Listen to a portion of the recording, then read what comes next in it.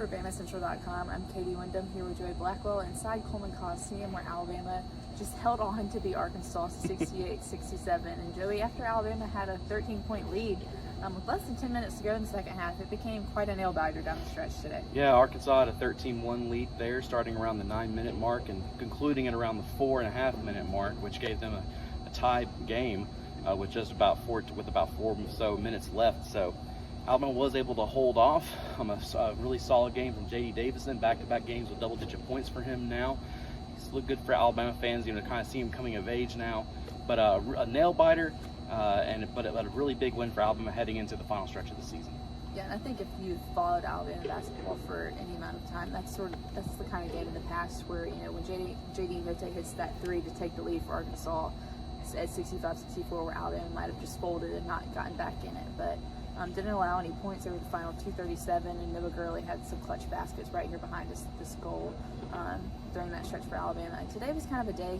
He mentioned JD having double digits, or there wasn't any one score for Alabama that just really stood out, but we've kind of seen the last couple games, Alabama going with a deeper rotation with 10 players, with Jason Holt getting more minutes, Rojas, Miles, and so we've kind of seen a little bit more balanced scoring from Alabama lately. And as Joey pointed out, and as Nato said, this is a big win for this team. Heading into this final stretch of SEC play, they're back to 500 in SEC play. Joey, where do you just kind of feel like this team's at this point in the season?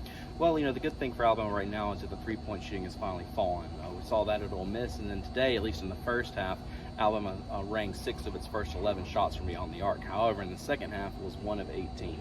So definitely some work that needs to be done for Alabama there. But overall, they are getting their shooting back. But what's even more impressive about this Alabama team is that their defense has finally come about. Blake Byler, one of our interns, actually wrote a feature today about also how the freshmen have improved and how they're all finally starting to gel. He had a solid day from Charles Bediako, solid day from Jason Holt and J.D. Davison.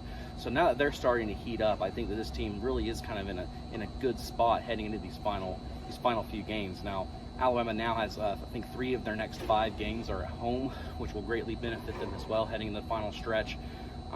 So this team really does, now that they're 6-6 in the SEC and 16-9 overall. They really have a shot at 20 wins and hopefully getting a decent tournament seed. Yes, so for anyone that was trying to hit the panic button a few games ago, it's not quite time for that yet. Alabama will be back in Coleman Coliseum on Wednesday for Mississippi State at 6 o'clock, and as always, we'll have you covered. And that'll do it for today's Games for Courtside. Thanks for following along.